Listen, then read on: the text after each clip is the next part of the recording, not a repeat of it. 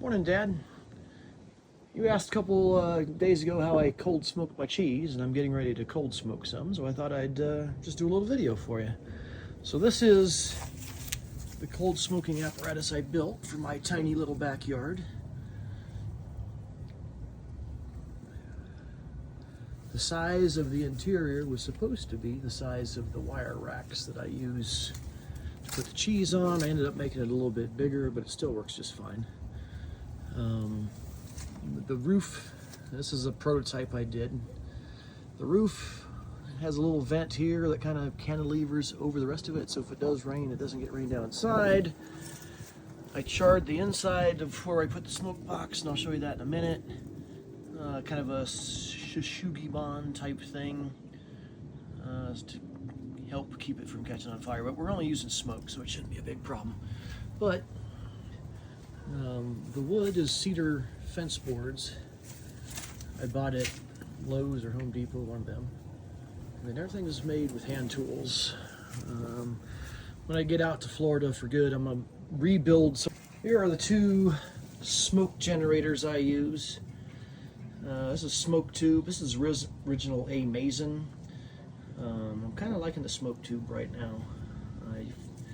Because I'm doing little cheese squares, I'm gonna only use about a quarter of the capacity. I found they get way too smoky if I smoke an entire tube for those little tiny squares.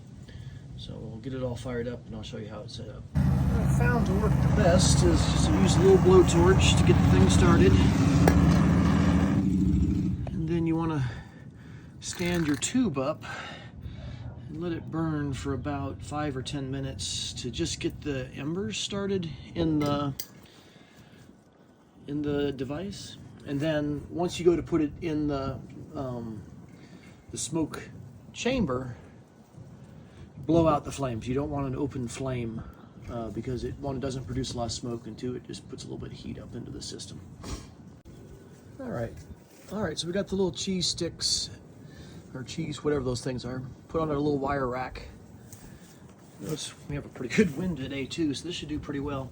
But notice you got a nice ember front going down the way there, although it did just pop into flame. We don't want flame. I just carefully slide this in on top of a block so we don't start a grass fire. And notice that we have some really nice smoke coming out of there.